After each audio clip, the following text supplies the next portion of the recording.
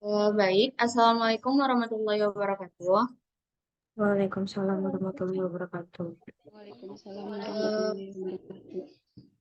Sebelumnya, perkenalkan kami dari kelompok 3 yang beranggotakan saya sendiri, Nurhaliza, dengan NIM 2205836, dengan kedua rekan saya, yaitu Fikram Reski Andri dengan NIM 2205730, dan Fatimah dengan NIM 2205839.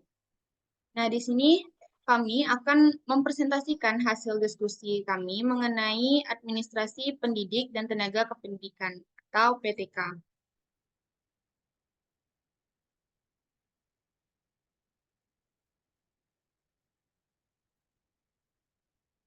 Materi yang pertama yaitu mengenai konsep dasar dari administrasi pendidik dan tenaga kependidikan.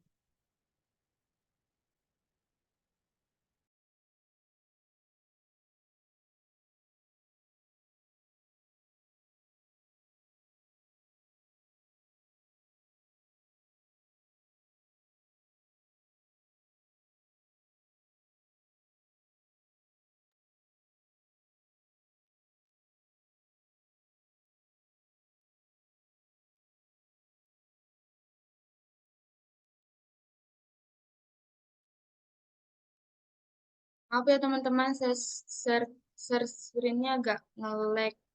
Jadi kita lanjut aja. Jadi konsep dari administrasi PTK itu, eh, PTK itu adalah kepanjangan dari pendidik dan juga tenaga kependidikan. Nah, pendidik ini adalah tenaga kependidikan yang berpartisipasi dalam menyelenggarakan pendidikan dengan tugas khusus sebagai profesi pendidik. Nah, dalam Undang-Undang Nomor 20 Tahun 2003, Pasal 39 tentang pendidik dan tenaga kependidikan, pendidik ini didefinisikan sebagai tenaga profesional yang bertugas merencanakan dan juga melaksanakan proses pembelajaran, menilai hasil pembelajaran, melakukan pembimbingan dan pelatihan, serta melakukan penelitian dan pengabdian kepada masyarakat, khususnya bagi pendidik di perguruan tinggi. Nah, sebagai profesional, pendidik juga bertugas merancang pembelajaran, melaksanakan pembelajaran, menilai hasil pembelajaran, membimbing, melatih, meneliti, dan mengabdi pada masyarakat. Nah, sedangkan tenaga kependidikan itu bertugas untuk melaksanakan administrasi, pengelolaan, pengembangan, pengawasan, dan pelayanan teknis untuk menunjang proses pendidikan di suatu satuan pendidikan. Nah, tenaga kependidikan ini termasuk kepala sekolah, pengawas satuan pendidikan, tenaga administrasi, tenaga kepustakaan, tenaga laboratorium, teknisi, pengelola kelompok, tenaga kebersihan, dan lain sebagainya. Nah, ada juga orang yang berpartisipasi dalam penyelenggaraan pendidikan di satuan pendidikan, meskipun secara tidak langsung terlibat dalam proses pendidikan, seperti wakil kepala sekolah, tata usaha, laboran, pustakawan, pelatihan ekstrakurikuler, dan lain sebagainya. Nah, jadi dapat ditarik kesimpulan, administrasi pendidik dan tenaga pendidikan itu adalah proses keseluruhan kegiatan pendidik yang meliputi perencanaan, pengorganisasian, pengarahan, pelaporan, pengawasan, dan pembiayaan dengan memanfaatkan fasilitas yang tersedia, baik personal, material, maupun spiritual untuk mencapai tujuan pendidikan secara efektif dan juga efisien. Selanjutnya yaitu mengenai proses dari administrasi pendidik dan tenaga kependidikan yang akan dijelaskan oleh Fikram. Kepada Fikram dipersilakan.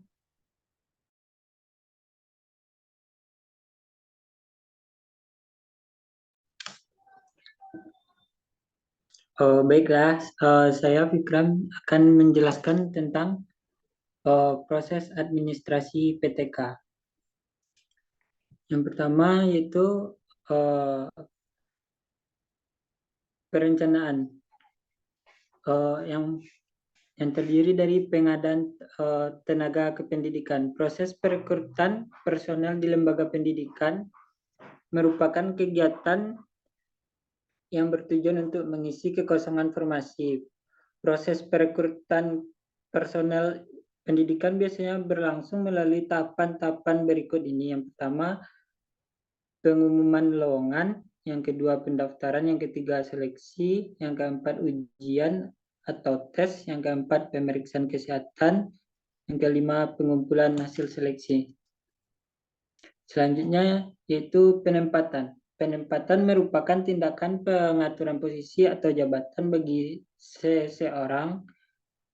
Proses penempatan melibatkan pemilihan berdasarkan apa yang calon tenaga kerja baru mampu lakukan dan apa yang diperlukan oleh pekerjaan atau jabatan tersebut. Penempatan ini merupakan tahap akhir dari proses seleksi dan menandai dimulainya tenaga kerja baru dalam peran mereka di lembaga pendidikan. Selanjutnya yang ketiga, orientasi merupakan proses suatu yang bertujuan untuk memperkenalkan seorang tenaga kependidikan yang baru terhadap situasi dan kondisi pekerjaan atau jabatannya, berfungsi sebagai suatu proses pemberian pemahaman kepada peserta tentang segala sesuatu yang berkaitan dengan latihan yang sedang diadakan. Jadi dapat kita ambil kesimpulan dalam proses administrasi ini ada 3 komponen utama, yaitu pengadaan tenaga kependidikan, yang kedua penempatan, yang ketiga orientasi. Selanjutnya kita akan membahas tentang pelaksanaan yang akan disampaikan oleh rekan saya yang bernama Fatimah.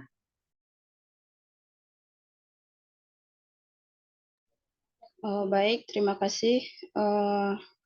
Di sini saya akan menjelaskan materi tentang proses administrasi PTK pelaksanaan. Pembagiannya yaitu pembinaan dan pengembangan PTK. Pembinaan dan pengembangan tenaga administrasi pendidikan dan kependidikan merupakan usaha meningkatkan kualitas pekerjaan tenaga administrasi pendidikan dan kependidikan di sekolah. Yang kedua yaitu kesejahteraan pendidik dan tenaga kependidikan.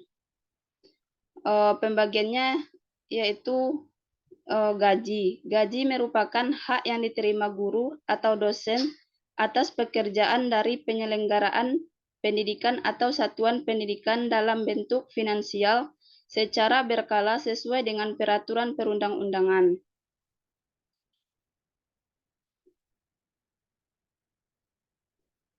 Seorang guru berhak memperoleh penghasilan di atas kebutuhan hidup minimum atas jaminan kesejahteraan sosial dalam melaksanakan tugas keprofesionalannya.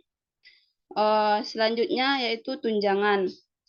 Tunjangan terbagi menjadi 3 bagian. Yang pertama yaitu tunjangan khusus, yang merupakan jumlah dana tambahan yang diberikan kepada guru PNS dan non-PNS, di mana jumlahnya berbeda tergantung pada status impressing dan dihitung sebagai bagian dari gaji pokok. Selanjutnya yaitu tunjangan fungsional, diberikan kepada guru PNS dan guru non-PNS di sekolah negeri dan swasta, dengan pembayaran berdasarkan golongan dan bertahap sesuai dengan kemampuan keuangan negara. Selanjutnya yaitu tunjangan profesi. Sebagaimana disebutkan dalam Undang-Undang Nomor 14 2003, Pasal 16 diberikan kepada guru PNS dan non-PNS yang telah memiliki sertifikat pendidik telah diangkat oleh penyelenggara pendidikan atau satuan pendidikan. Selanjutnya yaitu cuti. Cuti pendidik dan tenaga kependidikan merupakan waktu yang diberikan dengan izin dari pekerjaan yang sedang dilakukan untuk sementara waktu. Jenis-jenis cuti yaitu yang pertama cuti tahunan, cuti, yang kedua cuti besar, yang ketiga cuti sakit, yang selanjutnya cuti bersalin dan cuti karena alasan penting. Selanjutnya yaitu penghargaan. Penghargaan merupakan pemberian sebuah penghargaan di institusi pendidikan terhadap guru, dosen, kepala sekolah, dan seluruh tenaga pendidik yang berprestasi. Penghargaan PTK berprestasi ini sebagai penggerak perubahan dalam kemajuan mutu pendidik. Selanjutnya itu kenaikan pangkat. Setiap individu memiliki hak untuk mendapatkan kenaikan pangkat jika sudah memenuhi syarat-syarat yang dibutuhkan untuk kenaikan pangkat tersebut. Adapun jenis-jenis kenaikan pangkat yaitu yang pertama kenaikan pangkat reguler, yang kedua kenaikan pangkat pilihan, yang ketiga kenaikan pangkat istimewa, yang keempat kenaikan pangkat pengabdian, yang kelima kenaikan pangkat aumerta, yang kelima kenaikan pangkat dalam tugas belajar, yang keenam kenaikan pangkat menjadi penjabat negara, selanjutnya kenaikan pangkat dalam penugasan di luar instansi, selanjutnya kenaikan pangkat dalam wajib militer dan kenaikan pangkat penyesuaian ijazah. Selanjutnya pemberhentian dan pensiun. Pemberhentian pegawai negeri sipil adalah pemberhentian yang menyebabkan yang bersangkutan tidak lagi berkedudukan sebagai pegawai negeri sipil. Jenis-jenis pemberhentian yaitu pemberhentian dengan hormat. Sebagai pegawai negeri sipil yang diberhentikan dengan hormat, pegawai negeri sipil menerima hak-hak kepegawaiannya berdasarkan peraturan perundang-undangan yang berlaku, antara lain hak atas pensiun. Yang kedua yaitu pemberhentian dengan tidak hormat. Yang diberhentikan dengan hormat sebagai pegawai negeri sipil, kehilangan hak-hak kepegawaiannya, antara lain hak atas pensiun. Selanjutnya pensiun merupakan penghasilan yang diterima setiap bulan oleh seorang bekas pegawai yang tidak dapat bekerja lagi untuk membiayai kehidupan selanjutnya. Latar belakang adanya pensiun yaitu yang pertama karena batas usia pensiun, yang kedua kemauan sendiri, yang ketiga takdir, misalnya sakit, meninggal dunia. Selanjutnya rekruisasi atau dinas. Yang terakhir diberhentikan dengan tidak hormat karena adanya kasus. Baik, saya kembalikan ke moderator.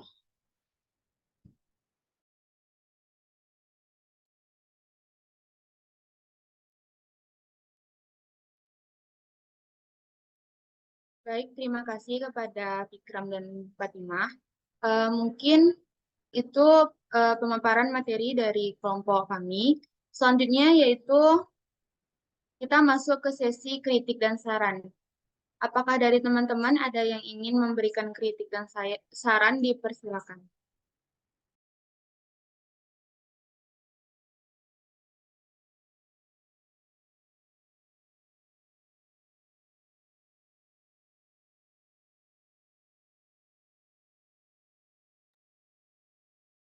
Sekali lagi saya tanya, apakah dari teman-teman ada yang ingin memberikan kritik dan saran? Dipersilakan, raise hand.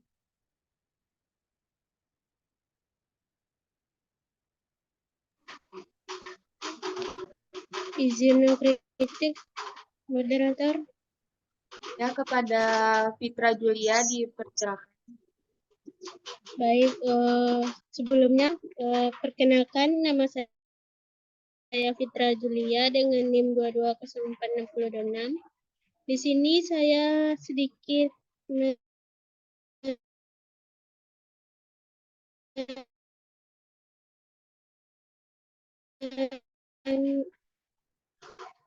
ngasih saran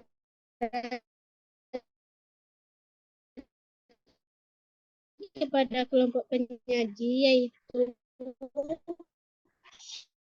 di dalam makalahnya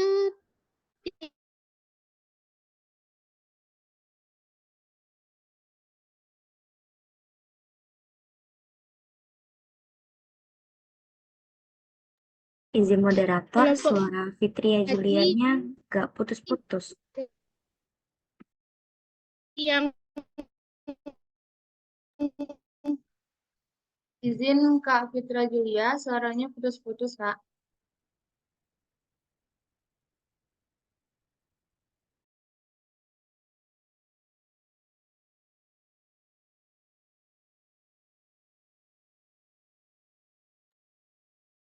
Mungkin Kak Fitra Juliana lagi terhalang jaringan.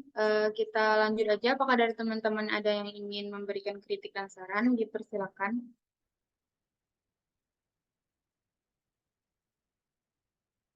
Jika tidak ada, selanjutnya kita masuk ke sesi penambahan materi. Apakah dari teman-teman ada yang ingin menambahkan materi? Dipersilakan raise hand.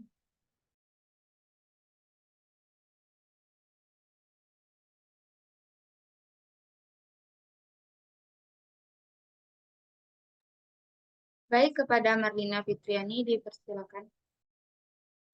Baik, terima kasih moderator. Izin sebelumnya, perkenalkan nama saya Marlina Fitriani dengan NIM 22029023. Di sini izinkan saya menambah sedikit materi terkait yang sudah disampaikan oleh kelompok penyaji tadi, yaitu bagian tunjangan. Di sini tunjangan profesi yang diberikan kepada guru itu telah memiliki sertifikat pendidik yang diangkat oleh penyelenggara pendidikan dan satuan pendidikan yang diselenggarakan oleh masyarakat. Nah, besarnya tunjangan profesi itu adalah sebesar gaji pokok guru tersebut. Nah, tunjangan profesi tersebut dialokasikan dalam anggaran pendapatan belanja negara atau anggaran pendapatan belanja daerah. Hal ini dinyatakan dalam pasal 16 ayat 2 dan 3 Undang-Undang Nomor 14 tahun 2005 tentang guru dan dosen saja. Tapi boleh juga dalam alokasi APBD. Namun sampai tahun 2011 ini pembayaran tunjangan profesi guru belum dibebankan pada APBD kabupaten kota. Nah, di samping gaji pokok, tunjangan keluarga, baik itu tunjangan keluarga istri, suami, ataupun anak, tunjangan fungsional, tunjangan profesi, dan beberapa daerah, guru juga mendapat intensif atau yang sejenis dengan itu dari dana APBD kabupaten atau kota di tempat guru tersebut bertugas. Nah, besarnya tentulah beragam sesuai dengan kemampuan keuangan daerah. Jadi kesimpulannya adalah untuk tunjangan ini yang saya ketahui itu disesuaikan dengan kemampuan keuangan daerah. Seperti itu. Dan kemudian pemberian gaji dan berbagai tunjangan terhadap guru tersebut bertujuan untuk meningkatkan kesejahteraan guru tentunya sesuai dengan yang sudah disampaikan kelompok penyaji tadi. Tentu dengan tingkat kesejahteraan yang baik, seorang guru juga bisa menjalankan tugasnya dengan baik. Kemudian guru juga tidak harus mengambil kerja sampingan karena dari uang yang atau dari gaji, dari gaji yang didapatkan itu sudah sesuai dengan kebutuhannya sehingga guru tidak perlu mencari kerja sampingan. Apa dampak dari kerja sampingan yang dikerjakan juga oleh guru itu akan bisa mengabaikan kerja utamanya seperti itu. Apalagi kalau kerja sampingannya itu intensif atau gajinya itu lebih besar ketimbang gaji guru. Jadi seperti itu. Kemudian harapannya ya adanya gaji yang sesuai itu adalah supaya perhatian guru tercurahkan semuanya kepada siswa dan kepada sekolah sehingga mutu pendidikan itu akan meningkat. Kemudian meskipun begitu tidak juga menjamin peningkatan kesejahteraan guru, tidak menjamin kesejahteraan guru tuh. Kemudian untuk itu mungkin dari kita mungkin kesimpulannya adalah diharapkan nantinya pemerintah bisa menyesuaikan gaji dari seorang guru dengan apa yang telah dikorbankan oleh guru tersebut sehingga tidak ada guru yang mencari pekerjaan lain dikarenakan tanda kutip dikarenakan gajinya kurang, bukan karena memang guru tersebut sudah punya usaha tersendiri, tapi dikarenakan guru mencari pekerjaan dikarenakan gaji kurang gitu. Itu saja penambahan materi dari saya. Sekian dan mohon maaf jika ada kesalahan dalam pengucapan saya. Terima kasih. Wassalamualaikum warahmatullahi wabarakatuh. Terima kasih kepada Marlina. Selanjutnya, apakah dari teman-teman ada yang ingin menambahkan materi lagi? Dipersilakan raise hand.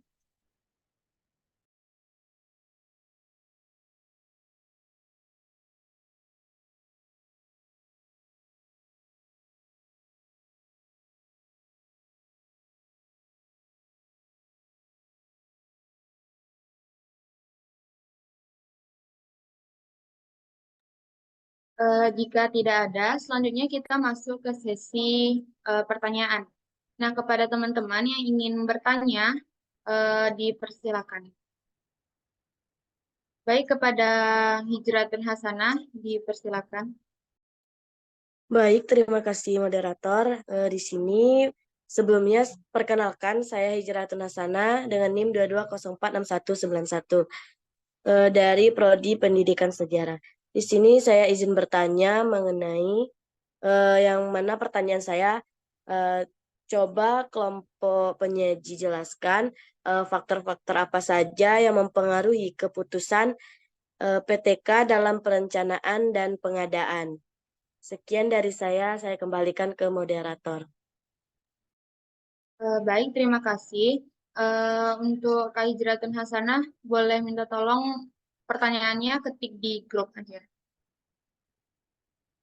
Selanjutnya, kepada Selinda Wigati, dipersilakan. Baik, terima kasih atas kesempatan yang telah diberikan di sini saya Selinda Wigati Asyafiana dengan NIM 222313030 ingin bertanya kepada kelompok penyaji.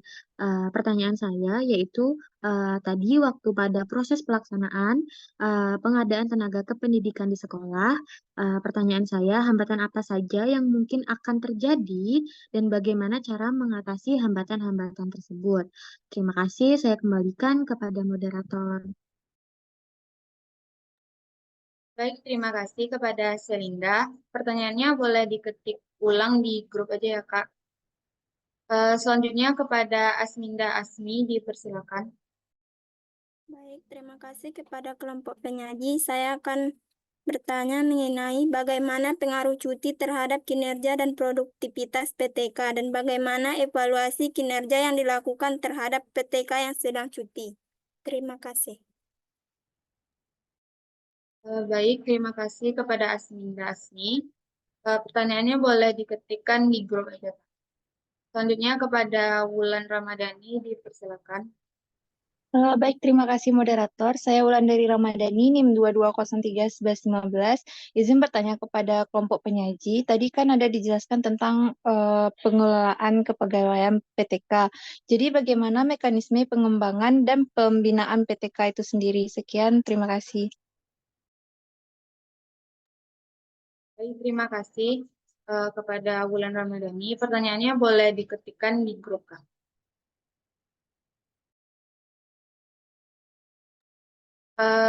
Apakah dari teman-teman ada yang ingin bertanya lagi? Dipersilakan.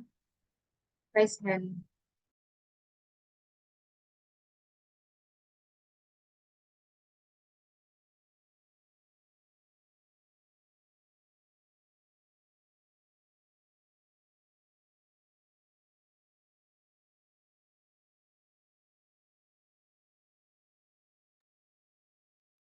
Jika tidak ada, kami mohon izin untuk beberapa menit untuk mencari jawaban dari pertanyaan teman-teman semua.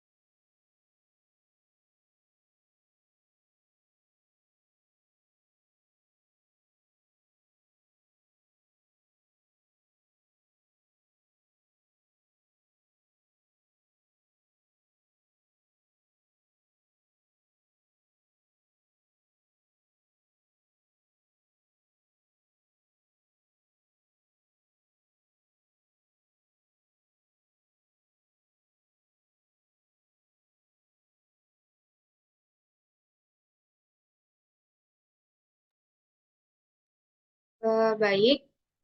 Di sini saya akan mencoba menjawab pertanyaan dari Asminda Asmi, yang dimana pertanyaannya yaitu bagaimana pengaruh cuti terhadap kinerja dan produktivitas pendidik dan tenaga kependidikan, dan bagaimana evaluasi kinerja dilakukan terhadap pendidik dan tenaga pendidikan yang sedang cuti tadi. Nah, pengaruh cuti terhadap kinerja dan produktivitas pendidik dan tenaga pendidikan itu bervariasi tergantung pada beberapa faktornya. Yang pertama, cuti tadi memiliki beberapa jenis, contohnya cuti sakit. Nah, cuti sakit ini dapat berdampak negatif pada kinerja dan produktivitas pendidik dan tenaga kependidikan karena tugasnya tidak dapat terlaksana dengan baik. Contoh selanjutnya yaitu dari cuti melahirkan. Nah, cuti melahirkan ini umumnya memiliki dampak jangka pendek pada kinerja dan produktivitas PTK, namun dapat diatasi dengan perencanaan dan pengaturan tugas yang baik. Selanjutnya yaitu contoh selanjutnya yaitu cuti tahunan.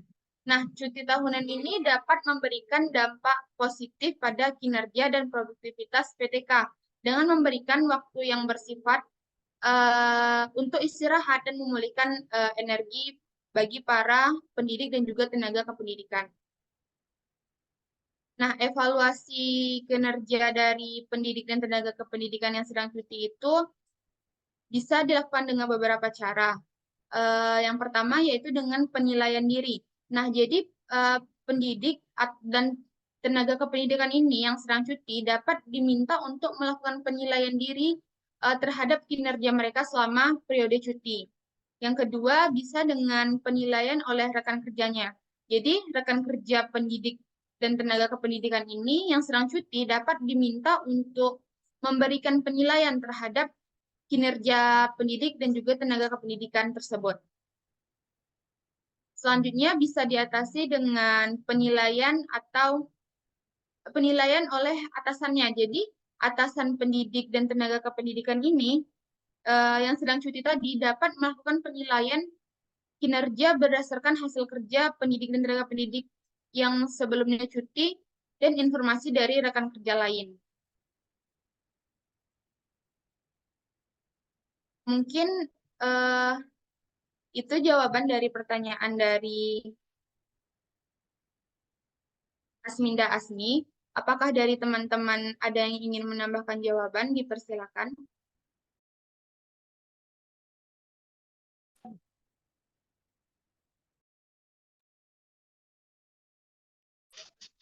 Izin menambah, moderator. Baik, kepada Fitra Julia dipersilakan. Baik, terima kasih kepada moderator atas waktunya. Sebelumnya, perkenalkan nama saya Fitra Julia dengan NIM 22046026. Saya dari Prodi Pendidikan Sejarah ingin menambahkan sedikit jawaban dari pertanyaan, yaitu bagaimana pengaruh cuti terhadap kinerja dan produktivitas PTK dan bagaimana evaluasi kinerja yang dilakukan terhadap PTK yang sedang cuti. Jawabannya yaitu pertama, pengaruhnya yaitu mengurangi kinerja. Cuti dapat mengurangi kinerja PTK karena guru sedang cuti tidak dapat melaksanakannya. Yang kedua, mengurangi produktivitas. Cuti dapat mengurangi produktivitas tenaga pendidik karena guru yang sedang cuti tidak dapat melaksanakan secara efisien. Yang ketiga yaitu mengganggu komunikasi. Cuti dapat mengganggu komunikasi PTK karena guru sedang cuti tidak dapat terhubung dengan tim PTK. Cara evaluasinya yaitu yang pertama, melakukan observasi. Observasi dilakukan terhadap guru yang sedang cuti seperti melihat kinerja dan produktivitas guru saat belajar mengajar. Yang kedua yaitu mengumpulkan data. Data yang dikumpulkan dari guru yang sedang cuti seperti data kinerja dan data produktivitas guru saat belajar mengajar. Yang terakhir yaitu menganalisis data. Data dapat dianalisis seperti melihat kemampuan guru dalam melaksanakan tugas dan pemahaman kinerja dalam produktivitas guru saat belajar mengajar. Mungkin sekian yang dapat saya tambahkan. Saya kembali.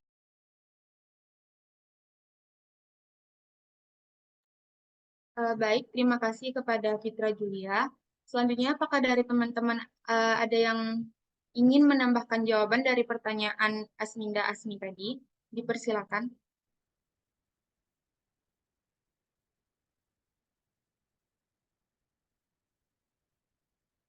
Jika tidak ada, saya kembalikan kepada Asminda Asmi. Apakah menerima jawaban dari kelompok penyaji dan juga penambahan dari Fitra Julia tadi? Baik, terima kasih atas semua jawabannya. Saya paham. Terima kasih. Baik, selanjutnya yaitu pertanyaan dari Wulandari Ramadhani yang akan dicoba dijawab oleh Fatimah. Kepada Fatimah, disilakan. Baik, terima kasih moderator. Di sini saya akan mencoba menjawab pertanyaan dari Wulandari Ramadhani. Di mana pertanyaannya yaitu bagaimana mekanisme dan pengembangan dan pembinaan PTK. Mekanisme pembinaan dan pengembangan PTK meliputi beberapa tahap yang diterapkan untuk meningkatkan kinerja guru dan sekolah. Ada beberapa tahap yang terdapat dalam pembinaan dan pengembangan PTK. Yang pertama, efektivitas kinerja guru dan sekolah. Pengembangan PTK bertujuan untuk meningkatkan kinerja guru dan sekolah. Ini dapat dilakukan melalui program pelatihan dan pendidikan profesional yang ditunjukkan bagi para guru. Yang kedua yaitu menyajikan landasan untuk pengambilan keputusan dalam mekanisme penetapan efektif. Pembinaan dan pengembangan PTK mencakup proses pengambilan keputusan yang efektif dalam mekanisme penetapan. Ini meliputi cara pengambilan keputusan yang menguntungkan bagi sekolah dan guru. Yang ketiga yaitu berorientasi pada perubahan tingkah laku dalam rangka meningkatkan kemampuan profesional dan teknis. Pengembangan PTK harus berorientasi pada perubahan tingkah laku dalam rangka meningkatkan kemampuan profesional dan teknis para guru. Hal ini meliputi pendidikan profesional, pelatihan, dan evaluasi kinerja guru. Yang terakhir yaitu mendorong peningkatan kontribusi setiap individu terhadap organisasi pendidikan. Pengembangan PTK mendorong meningkatkan kontribusi setiap individu terhadap organisasi pendidikan. Hal ini meliputi program pelatihan, evaluasi, dan tindak lanjut yang digunakan untuk meningkatkan kinerja guru dan sekolah. Baik, hanya itu yang dapat saya jawab. Saya kembalikan ke moderator. Baik, terima kasih kepada Fatimah. Sebelum saya kembalikan kepada penanya, apakah dari teman-teman ada yang ingin menambahkan jawaban dari pertanyaan Wulandari Ramadhani tadi? Dipersilakan jika ada.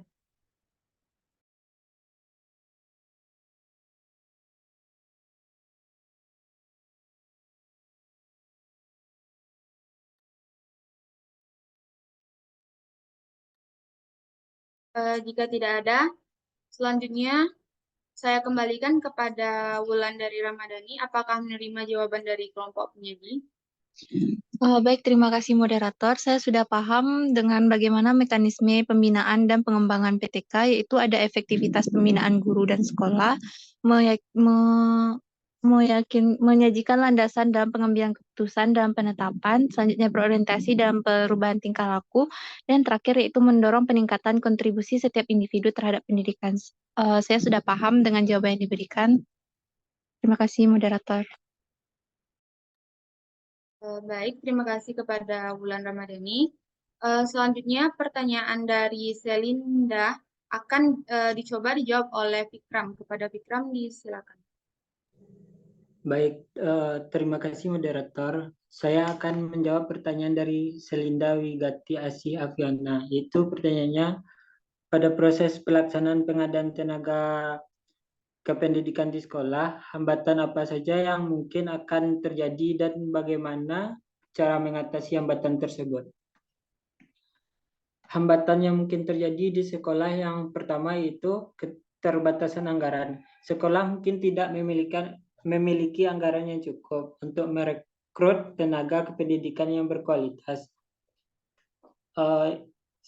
Hal ini dapat menyebabkan sekolah kekurangan tenaga kependidikan atau terpaksa merekrut tenaga kependidikan dengan kualifikasi yang lebih rendah.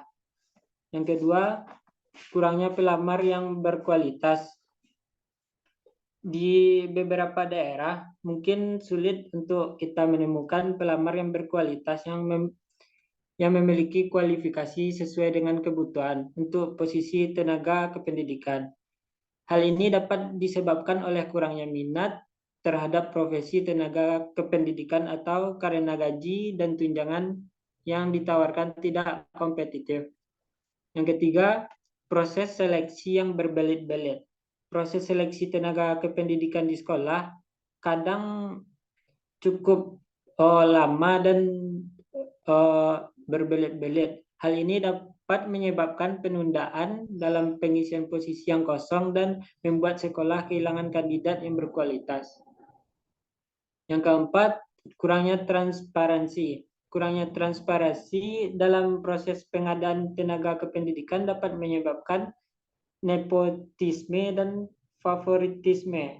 Hal ini dapat merusak kredibilitas sekolah dan menurunkan moral tenaga kependidikan yang sudah ada. Dan selanjutnya, yang kelima, intervensi politik. Intervensi politik dalam proses pengadaan tenaga kependidikan dapat menyebabkan penempatan orang-orang yang tidak kompeten di posisi yang penting. Hal ini dapat merusak kualitas pendidikan di sekolah. Cara mengatasi hambatannya, kita dapat melakukan beberapa cara. Yang pertama, meningkatkan anggaran. Pemerintah perlu meningkatkan anggaran pendidikan untuk sekolah-sekolah agar mereka dapat merekrut tenaga kependidikan yang berkualitas. Sekolah juga dapat mencari sumber pendanaan alternatif seperti dari alumni atau pihak swasta. Yang kedua, meningkatkan daya tarik profesi tenaga kependidikan.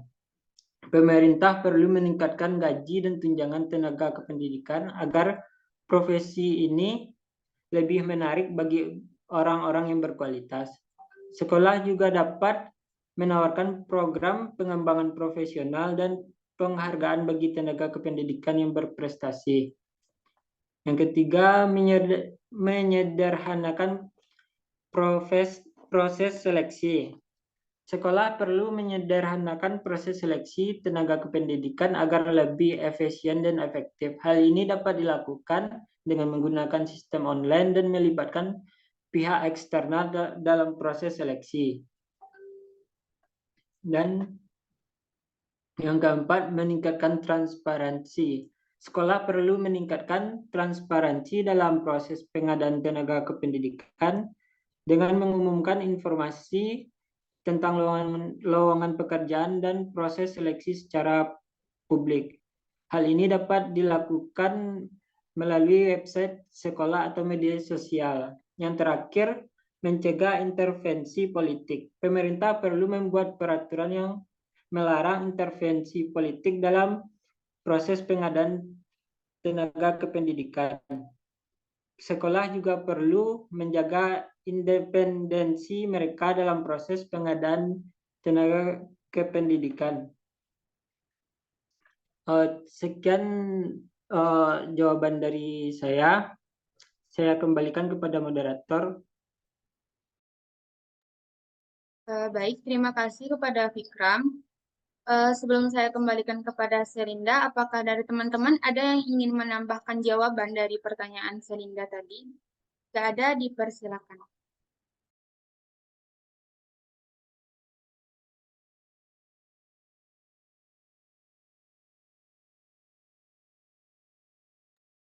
Baik, kepada Hijratun Hasanah dipersilakan. Baik, terima kasih moderator. Di sini saya akan menambahkan sedikit jawaban dari pertanyaan Selinda, yang mana pertanyaannya pada proses pelaksanaan pengadaan tenaga kependidikan di sekolah, hambatan apa saja yang mungkin akan terjadi dan bagaimana cara mengatasi hambatan tersebut. Jadi di dalam proses pelaksanaan pengadaan tenaga kependidikan di sekolah ini memiliki beberapa hambatan. Di antaranya yang pertama, keterbatasan kemampuan intelektual, yang dimana siswa memiliki kemampuan intelektual yang berbeda-beda yang dapat menghambat proses belajar mengajar. Cara mengatasinya yaitu dengan menggunakan strategi belajar yang sesuai dengan kemampuan intelektual siswa, seperti penggunaan visual, ajaran aktif, dan penggunaan bahasa yang mudah dipahami. Lalu memperluas kemampuan intelektual siswa dengan menggunakan bahan belajar yang beragam dan mempertingkat kemampuan belajarnya. Lalu memperhatikan perkembangan kemampuan intelektual siswa dan mengubah strategi belajar sesuai dengan kebutuhan individu. Lalu hambatan selanjutnya yaitu komunikasi yang tidak efektif. Nah, komunikasi yang tidak efektif ini tidak baik antara pihak saya ulangi, komunikasi yang tidak baik antara pihak-pihak yang terlibat dalam dapat menghambat proses pengadaan tenaga kependidikan. Cara mengatasinya yaitu dengan memperbaiki komunikasi yang tidak efektif dengan menggunakan teknologi informasi dan komunikasi. Lalu memperhatikan kebutuhan komunikasi yang berbeda-beda dari setiap pihak yang terlibat, seperti pendidik, orang tua, dan siswa. Selanjutnya, tantangan logistik. Nah, ini biasanya masalah logistik seperti kekurangan fasilitas, alat, dan bahan-bahan pendukung dapat menghambat proses pengadaan tenaga kependidikan. Cara mengatasinya dengan memperbaiki fasilitas dan alat serta bahan-bahan pendukung dengan menggunakan anggaran yang tepat dan efisien. Yang terakhir, tantangan organisasi. Nah, misalnya proses organisasi yang tidak efektif ini seperti pengelolaan data, pengaturan waktu, dan pengaturan dana, serta dapat menghambat proses pengadaan tenaga kependidikan. Cara mengatasinya dengan memperbaiki proses organisasi dengan menggunakan sistem manajemen yang efektif dan terintegrasi. Lalu memperbaiki pengelolaan dana dengan menggunakan anggaran yang tepat dan efisien. Dan terakhir memperbaiki pengaturan waktu dengan menggunakan jadwal yang teratur dan tertib. Nah, jadi dengan menggunakan strategi atau cara-cara yang telah saya sebutkan tadi, itu nantinya dapat menghadapi dan mengatasi hambatan-hambatan yang mungkin terjadi dalam proses pelaksanaan pengadaan tenaga kependidikan di sekolah yang lebih efektif. Sekian dari saya kembalikan ke moderator. Baik, terima kasih kepada Hijratun Hasanah. Soalnya apakah dari teman-teman masih ada yang ingin menambahkan jawaban terkait pertanyaan dari Selinda tadi?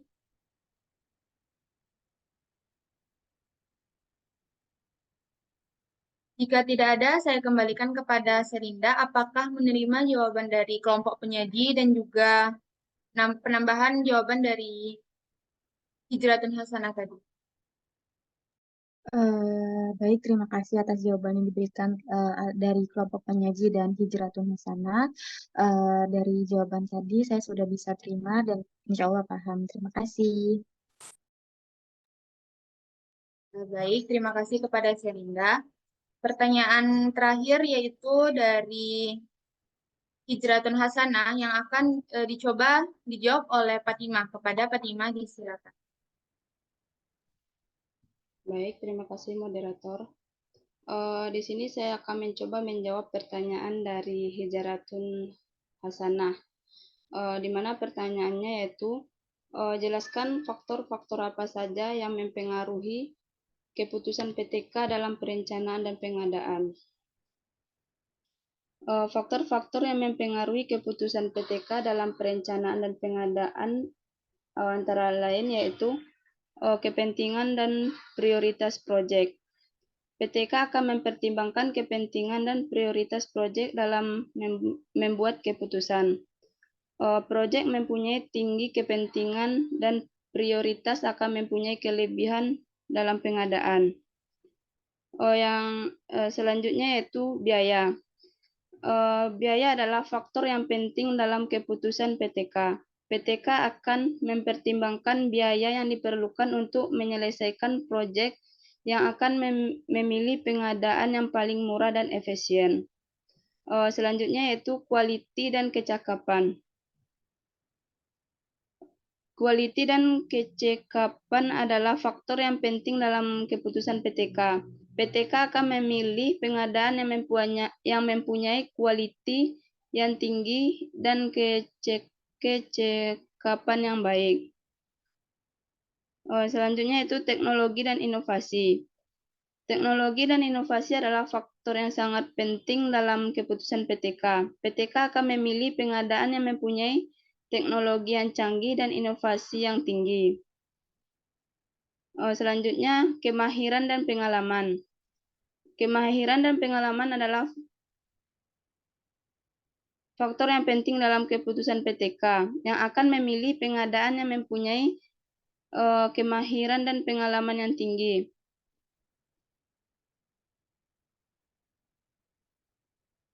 Selanjutnya yaitu peraturan. PTK akan mempertimbangkan peraturan dan syarat yang berlaku dalam pengadaan yang akan memilih pengadaan yang memenuhi semua peraturan dan syarat. Yang terakhir yaitu jumlah dan kuantiti. Jumlah dan kuantiti adalah faktor yang sangat penting dalam keputusan PTK. PTK akan memilih pengadaan yang mempunyai jumlah dan kuantiti yang diperlukan. Baik, hanya itu yang bisa saya jawab. Saya kembalikan kepada moderator. Baik, terima kasih kepada Fatimah. Di sini saya akan mencoba menambahkan jawaban dari pertanyaan Hijratun Hasanah, yang dimana pertanyaannya yaitu jelaskan faktor-faktor yang mempengaruhi keputusan pendidik dan tenaga kependidikan dalam perencanaan dan juga pengadaan. Nah, faktor-faktor itu yang pertama ada keputusan dan prioritas sekolah. Dalam keputusan dan prioritas sekolah ini terdiri dari visi misi dan tujuan sekolah, kurikulum yang digunakan, jumlah siswa dan guru, sarana dan prasarana yang tersedia, anggaran yang tersedia. Nah, yang kedua ada faktor dari kebijakan pemerintahnya. Jadi kebijakan pemerintah ini terkait dengan peraturan dan perundang-undangan yang terkait dengan pengadaan barang dan jasa. Selanjutnya standar mutu dan sertifikasi barang dan jasa dan juga pedoman panduan pengadaan. Contohnya, misalnya sebuah sekolah ingin membeli komputer baru. Nah, pendidik dan tenaga kependidikan ini perlu mempertimbangkan kebutuhan dari prioritas sekolah seperti jumlah siswanya, kurikulum yang digunakan, dan juga anggaran yang tersedia. Pendidik dan juga tenaga kependidikan ini perlu mempertimbangkan kebijakan pemerintah tersebut terkait dengan pengadaan barang dan jasa seperti standar mutu dan spesifikasi komputer dan lain sebagainya. Nah, selain itu, pendidik dan tenaga kependidikan itu juga perlu mempertimbangkan ketersediaan produk dan layanan di pasaran, seperti kualitas dan harga komputer, serta reputasi dan juga kredibilitas penyedia komputer. Nah, jadi keputusan pendidik dan tenaga kependidikan ini dalam perencanaan dan pengadaan itu harus didasarkan pada berbagai faktor yang sudah saya katakan tadi. Jadi pendidik dan tenaga pendidikan ini perlu mempertimbangkan kebutuhan dan juga prioritas sekolah, kebijakan pemerintah, ketersediaan produk dan layanan, kemampuan dan juga keterampilan pendidik dan juga tenaga kependidikan. Mungkin itu tambahan dari saya. Apakah dari teman-teman ada yang ingin menambahkan jawaban terkait pertanyaan dari Hijratun Hasanah tadi? Dipersilakan. Izin menambahkan moderator. Baik, kepada Fitra Julia, disilakan.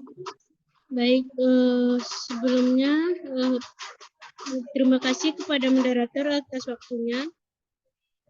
Perkenalkan, nama saya Fitra Julia dengan NIM 2204626. Di sini saya akan menambahkan sedikit tentang pertanyaan Hijratun Hasanah, yaitu mana pertanyaannya? Menjelaskan faktor-faktor apa saja yang mempengaruhi keputusan PTK dalam perencanaan dan pengadaan. Yang pertama yaitu pedoman dan peraturan. PTK harus berpedoman pada peraturan yang berlaku seperti pedoman PTK dan peraturan pemerintah. Yang kedua yaitu motivasi. Motivasi guru yang melaksanakan PTK dalam melaksanakan PTK adalah faktor yang sangat penting. Yang ketiga, keterampilan. Keterampilan guru dalam melaksanakan PTK seperti keterampilan dalam manajemen tugas, komunikasi, dan peraturan waktu juga mempengaruhi keputusan PTK. Yang keempat yaitu kondisi lingkungan. Kondisi lingkungan seperti kondisi sosial, ekonomi, dan politik juga mempengaruhi keputusan PTK. Yang kelima yaitu pendukung.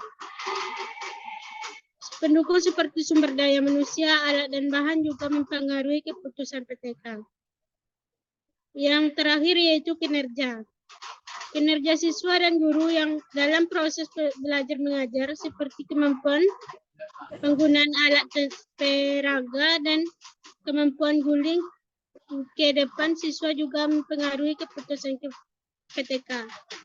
Sekian yang dapat saya sampaikan, saya kembalikan ke moderator. Baik, terima kasih kepada Fitra Julia. Selanjutnya saya kembalikan kepada Kak Hijratun Hasanah. Apakah menerima jawaban dari kelompok penyaji dan juga penambahan jawaban dari Fitra Julia tadi? Baik, terima kasih moderator atas jawaban dari kelompok penyaji dan juga teman-teman saya, Fitra Julia, yang telah menambahkan menambahkan jawaban dari pertanyaan saya. Saya dapat memahami. Sekian, saya kembalikan ke moderator. Baik, terima kasih kepada Hijratun Hasanah. Selanjutnya, apakah dari teman-teman masih ada yang ingin bertanya terkait materi kita pada hari ini? Dipersilakan.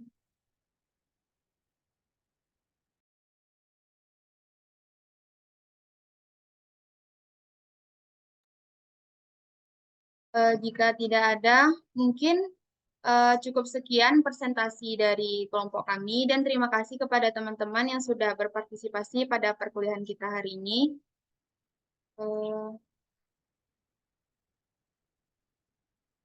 Kak Marina, apakah Ibu bakalan masuk ke Zoom?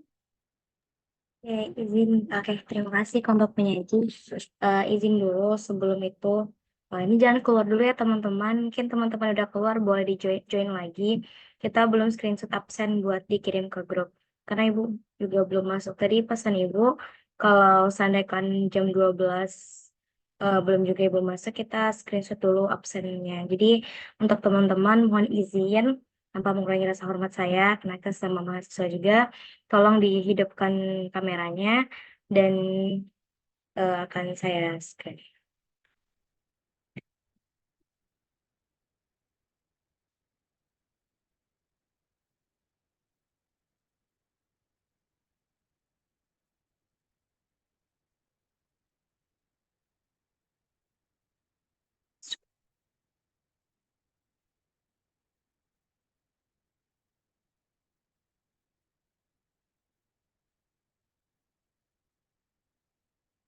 Oke teman-teman, ini saya mau izin dulu nih. Tadi ada 2 slide. Kenapa sekarang cuma 1 slide? Ada yang bisa bantu saya untuk menjelaskannya sebentar?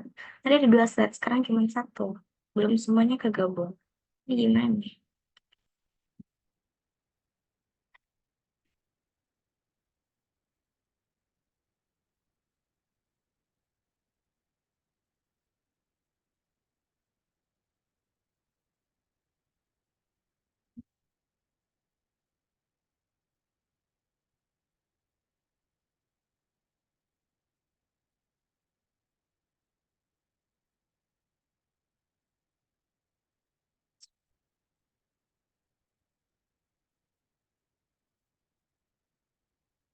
Ada yang bisa teman-teman? Soalnya di layar Marlina cuma ada satu itu aja, satu slide aja nih. Nggak ada yang keduanya. Dan ini belum ada keseluruhan, ada yang bisa mohon dibantu teman-teman? Ada yang bisa?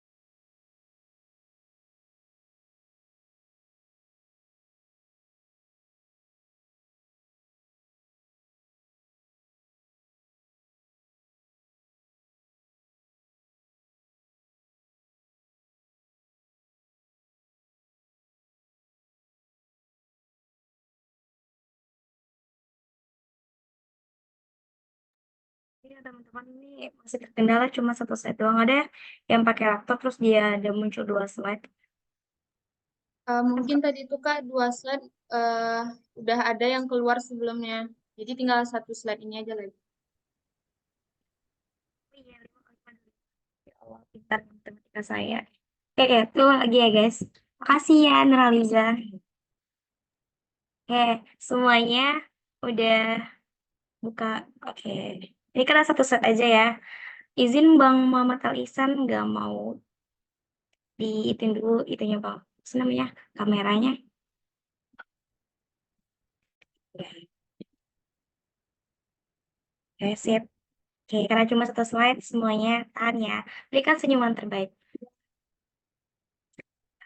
Oke, 1, 2, 3. Wait.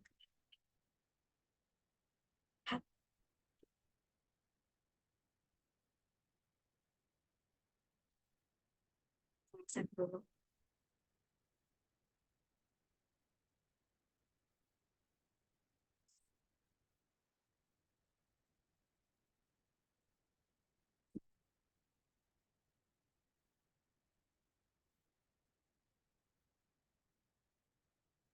Baik, teman-teman, terima kasih karena sudah on cam. Tadi saya juga melanjutkan pesan dari Ibu, karena sampai sekarang Ibu juga belum bisa join, berarti WiFi Ibu masih terkendala. Jadi nanti untuk recordnya mohon izin teman-teman kelompok untuk di-share juga di grup, mungkin bisa dimasukin ke YouTube dulu atau ke G-Drive dulu supaya tidak besar. Kemudian nanti saya dan untuk penjelasan lebih lanjutnya, jika ada yang kurang jelas, akan disampaikan oleh Ibu di next di next pertemuan berikutnya, di pertemuan berikutnya seperti itu. Itu sih yang bisa saya sampaikan. Lebih dan tak kurang mohon maaf. Saya kembalikan ke kelompok lagi. Baik, terima kasih kepada Mas Ina. Mungkin cukup sekian presentasi dan perkuliahan kita hari ini. Saya tutup. Wassalamualaikum warahmatullahi wabarakatuh. Waalaikumsalam warahmatullahi wabarakatuh.